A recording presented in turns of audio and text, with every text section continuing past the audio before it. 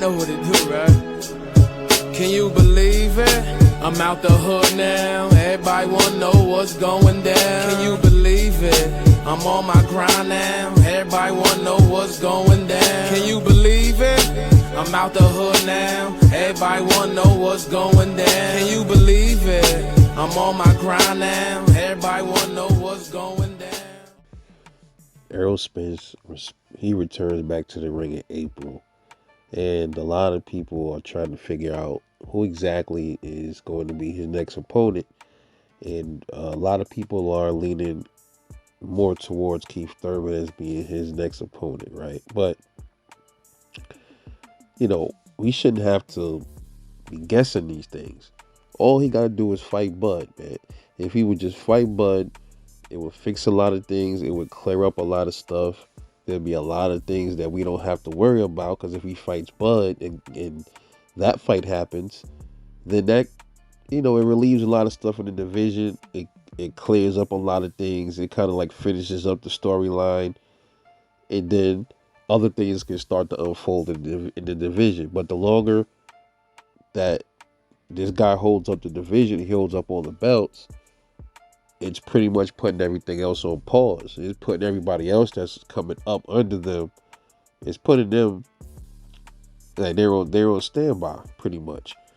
That goes for all of them. That goes for Boots, Virgil Ortiz, Stanley Otis, all these other guys coming up that want to fight for those belts. They're gonna have to wait and see what's going on with Spence, and then they probably will have to end up fighting for one belt if Spence gets stripped for any one of them, and and then that'll be it looks like, when people say, look, when you fight for a vacant title, I mean, you're still fighting for a belt, though. It's not like somebody elevated you to that status. You're still fighting somebody for a belt. Even if the other person don't got it and it's vacant, you're scrapping with somebody to get that belt. You feel what I'm saying? So it's kind of like you fighting somebody that already is holding a belt. It's almost the same thing if you really look at it. But all he had to do was fight Terence Crawford. If he fights Bud, then that means either Bud will be undisputed or Errol Spence going to be undisputed.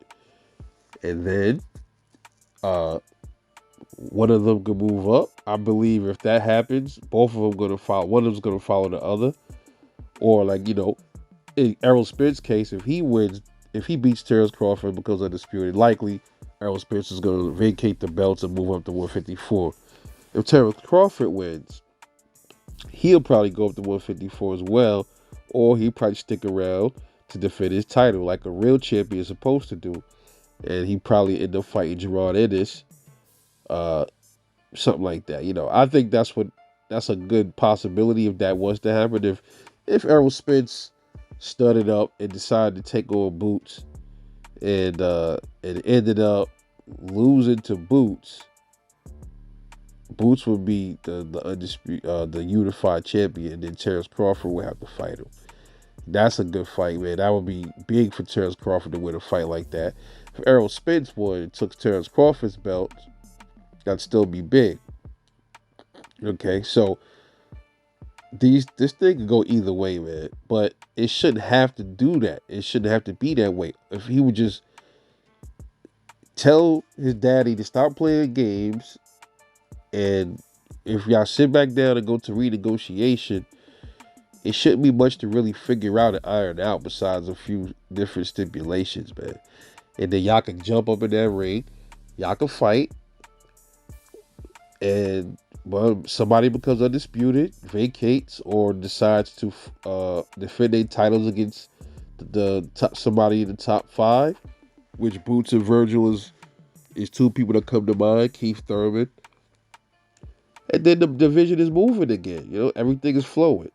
So you got the old guys out of there. Now it's the new dude's turn to try to be king of the division. And all Errol and them, only just be honest. If they don't want to fight Bud, bro, just say the shit, bro. Don't, you know what I'm saying? At this point, man, people gotta speculate and throw jackets on Spence and call him a duck, and he's came out and said, "Yo, ain't nobody ducking Terence Crawford." Bro, yeah, it seems like you are, because it's like every time, it comes time to make this fight, something comes up, there's another obstacle, then you try to blame Terence Crawford for not being a cooperative person, all kind of stuff, man. But my whole thing is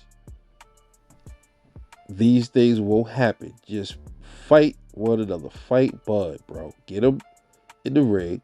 Fight him so you can see what the outcome is. So in my opinion, somebody getting knocked out. Doesn't matter. Somebody's gonna vacate, and then now the new dude is right there to pick up. Or somebody's gonna fight one of these one of these old boys is gonna end up fighting Boots. I don't know which one it is, but one of these dudes is gonna end up fighting Boots. I think it's gonna be, if they're both not retiring, one of these dudes is gonna eventually have to fight Boots. Rather it's at 147 or 54. I predict if they don't fight, if Terence Crawford fights fights Errol Spence, and I don't see them fighting Boots at 147. I see them vacating. I see Errol vacating. I see Bud fighting Boots before I see Errol fighting him. But I could be wrong. Errol might surprise us in April and say the next fight is Gerard Boots Ennis. Right? We'll see. We'll see. But all of this bullshit can be avoided if all Errol Spence got to do is fight, man. Just fight the man. Just fight him. Look out for the other dudes behind you, bro. That's trying to get up, man. That's all I got, man. How y'all feel about the situation? Let me know. Drop a comment. This is your boy Rebel Light Boxing. I'll catch y'all later. And I'm off this. Peace.